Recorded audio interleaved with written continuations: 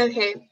Hi, everybody. We're from Interaxon, and today we're going to be giving you guys a presentation on visual perception.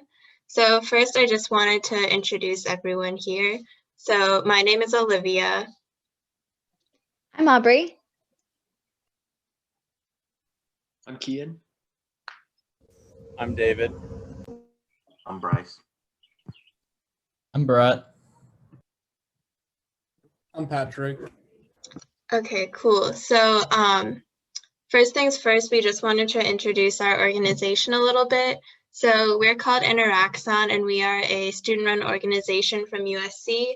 And we just go to different elementary, middle, and high schools in the USC area and teach you guys about neuroscience and other science topics and try to promote STEM in secondary education. So yeah, usually during a normal semester, we would be going to you guys in person and teaching lessons, but unfortunately we're online this semester, so everything is through Zoom.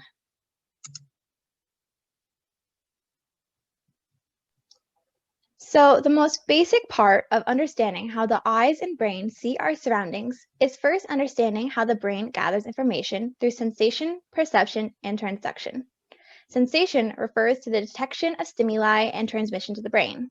It starts with a visual stimulus that reflects light waves so we can detect it. Your eyes take in colors, angles, and shapes. There's no cognition, you just see what's there, but we don't actually put it together what it is yet. Perception refers to the processing, interpretation, and organization of sensory information.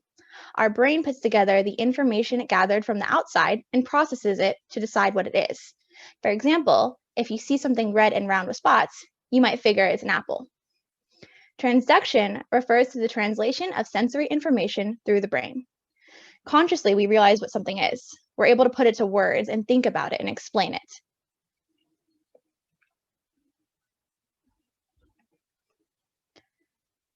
So the occipital lobe is the visual center of the brain. It's located in the back of your head, where the pink part of the picture is. Visual information from the eyes is first relayed to the thalamus, which organizes the sensory information and sends it to the correct part of the brain. Then the information gets sent to the primary visual cortex in the occipital lobe, which processes the visual information to make sense of it.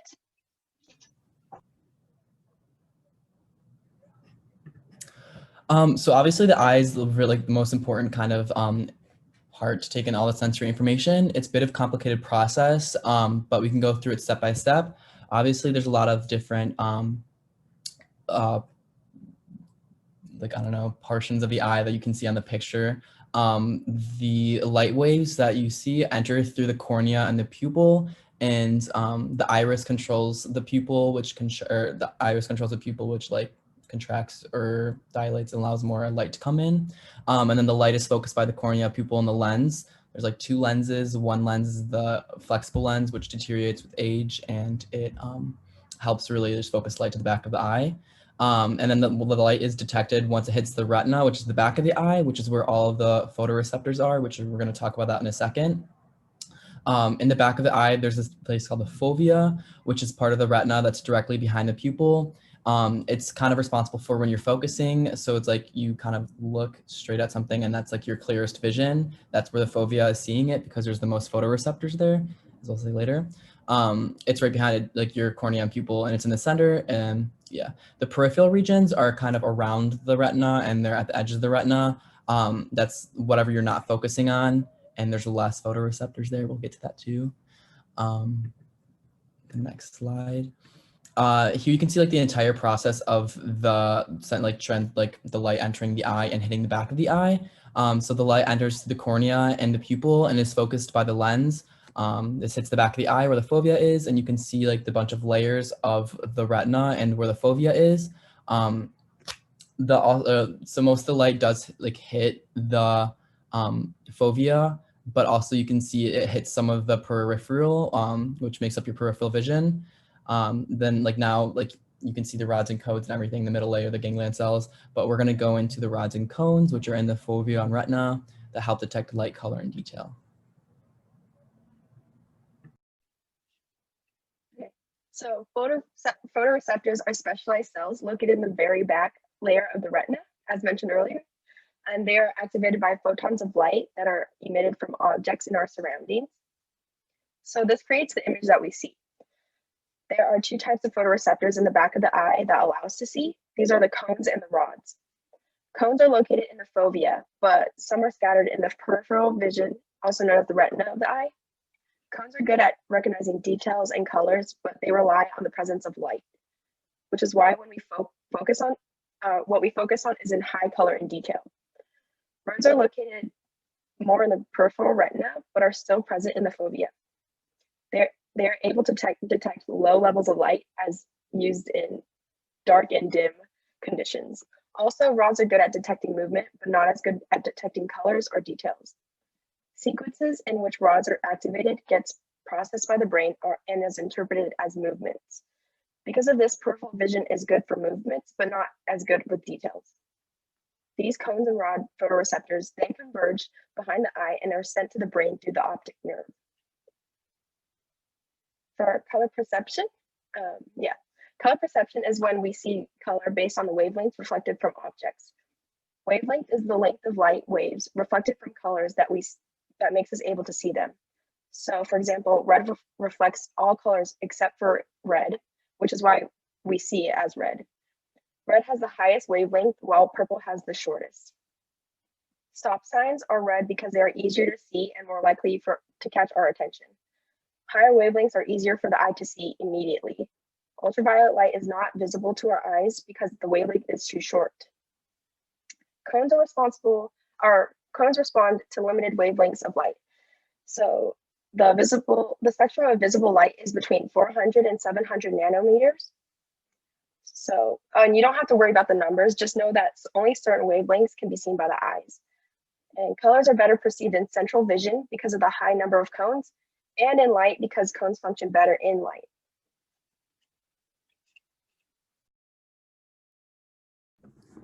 Okay, and I'm sure a lot of y'all have probably seen this picture before, but if not, basically it's a picture that had gone viral a while ago in which some people perceive the colors of this dress as different colors. So some people might see it as blue and black, some people saw it as white and gold, and some saw even like other different colors, which just kind of accentuates how variable our visual and color perception is. So even though we talked a lot about wavelength, our ability to see color depends on a lot more than just wavelength. So one of the biggest factors in addition that contribute to how we perceive colors would be our environment. So for example, a lot of times in stores, like department stores, the lights are in a certain way that make us perceive colors a certain way. And then later you might look at the same thing you saw in the store and realize that it's a lot different of a color than you thought. And that's just because another factor that can contribute to our color perception would be the lighting in our environment. Another thing that can have some effect on how we perceive color would be things like sex, as well as person to person, like the specific rods and cones in their eyes, like we talked about earlier. So different people, even though they might be looking at the exact same image or the exact same object, just based on biological factors such as, you know, their age, their sex, and then their specific eye in regards to their rods and cones, that can cause them to perceive color a little differently. Another thing that we wouldn't really think about that affects our color perception would be things like language, which sounds really strange, but when you think about it, it makes a lot of sense. So for example, in English, we don't have different words for different shades of a color like blue. We might say light blue or dark blue or sky blue, things like that, but ultimately we're just describing variations of blue. Whereas in other languages, they actually have different words, like distinct words for each different shade of a color. So then if you're growing up speaking a language in which all these different shades, instead of being variations of one color, are different colors to you, then you will in turn perceive the colors differently. And then next we just have a video about color perception.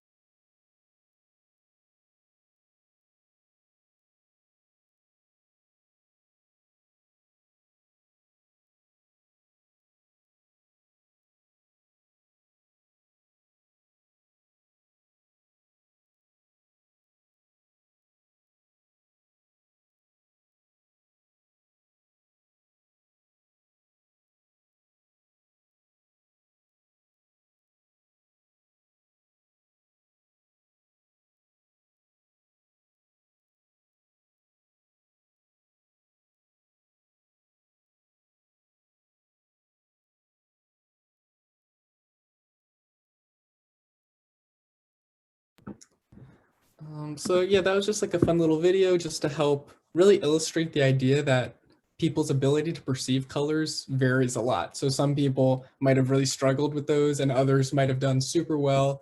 And again, that just shows how much variance there is between different people. So kind of going off that video, when colors were a lot harder to distinguish from each other, it's most likely just because the wavelengths of the light were very, very similar, which just means that the hues of the colors were almost identical. So that way our eyes had a lot harder of a time trying to discern which color was which and which one was different.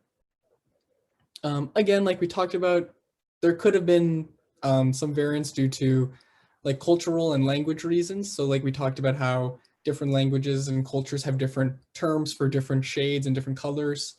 So if you are familiar with a language in which a lot of different colors instead of being considered variants of others, like in English, if every single shade has its own word, then that might make it a little easier for you in your head to really distinguish and realize, oh, that's not this color, that's a different one. Another thing is that when you're focusing on images, most of your cones, which help with color distinction, are in the center of your eye. So they're a lot more focused in the center of your eye. So when you're looking at an image, it's a lot easier to tell different colors when they're closer to the center of your field of vision, whereas images more in the peripheral are a lot harder to distinguish colors because there are fewer cones in the peripheral retina that would allow you to distinguish between different colors.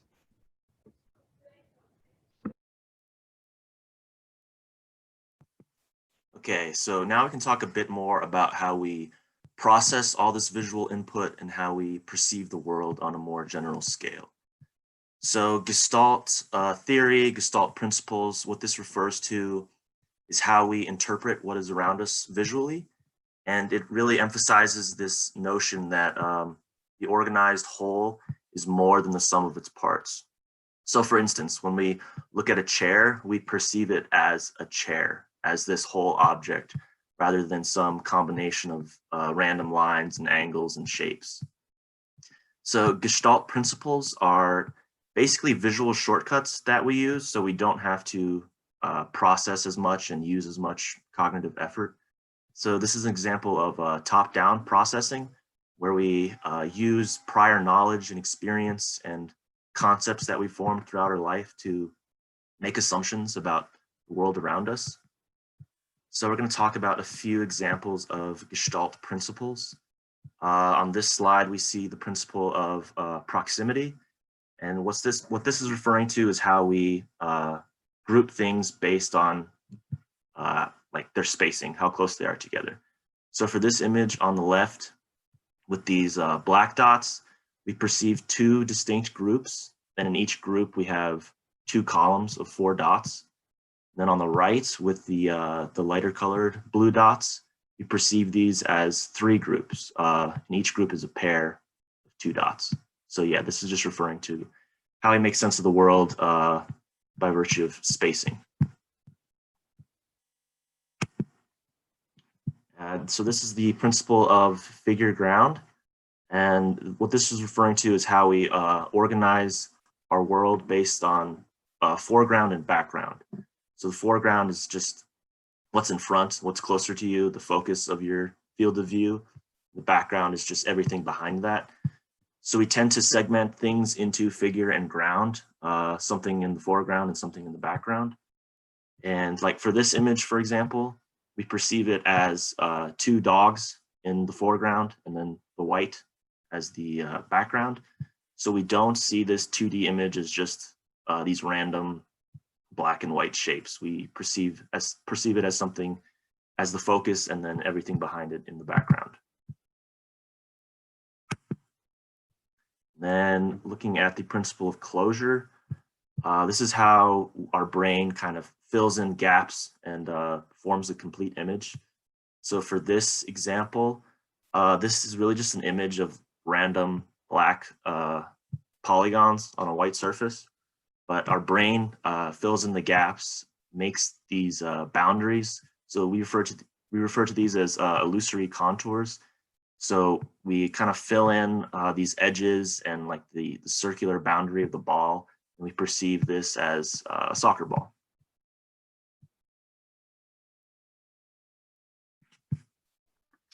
All right, I'm going to talk about the last two Gestalt principles, which are continuity and our proclivity for detecting faces. So like Brian said, Gestalt principles are ways for us to use mental shortcuts to efficiently and quickly make sense of the world. And like we talked about, this happens at the level of transduction. You and I are both seeing the same image here, and we're both receiving the same wavelength of light in our eyes. But once those wavelengths of light hit our eyes, our brains may process it in different ways. So there's sort of two ways to look at this image here on the screen. You can see one horizontal line with gray dots on the left and then red lines on the right, and then sort of another curved line that cuts through it. Or you can see the red line being continued and the gray line being one continuous line.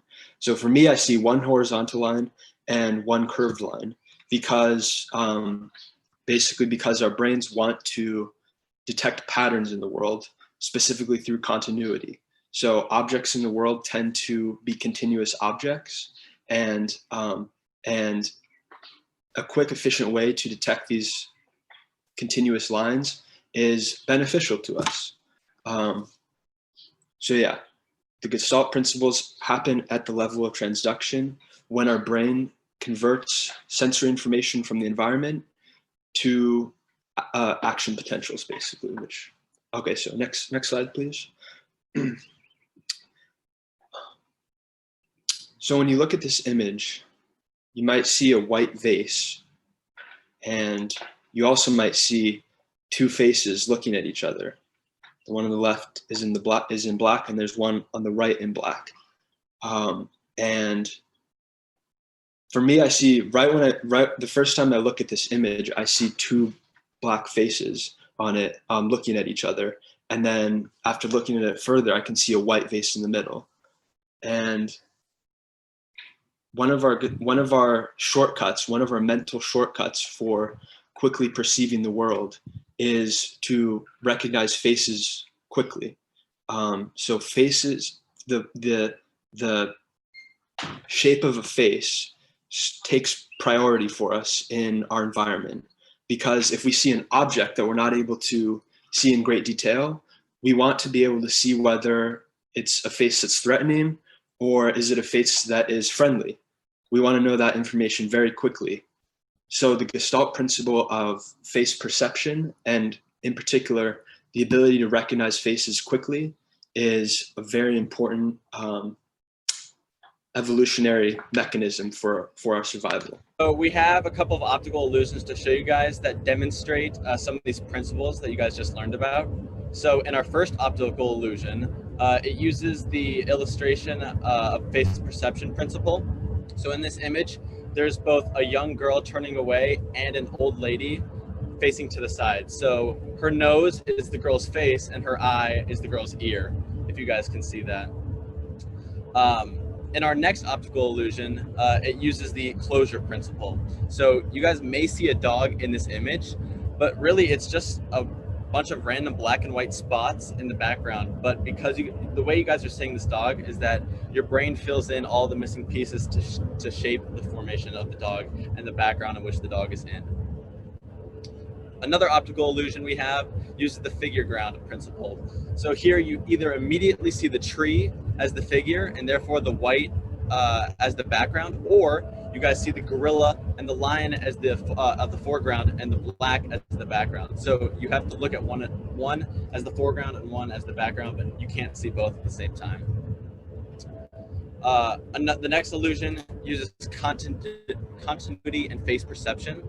So if we connect the tablecloth that's on the and the mirror that we can see, it makes the formation of a skull, and we recognize the lady's hair and the objects on the table as the eyes and teeth of that skull. But you can also see two women that are dining on a table. Finally, our last optical illusion uses face perception again, and we make the hollow inside of the mask look protruding because we know a face should look like it's convex and not concave. And this is based off of the hollow face experiment.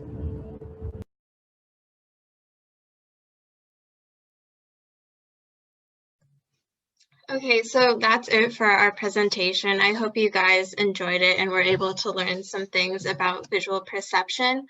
We also just wanted to let everyone know about our big end of semester event we have. This is called NeuroCamp, and it's basically a day where we have high school students from a bunch of different high schools in LA all come together for a day to learn about neuroscience.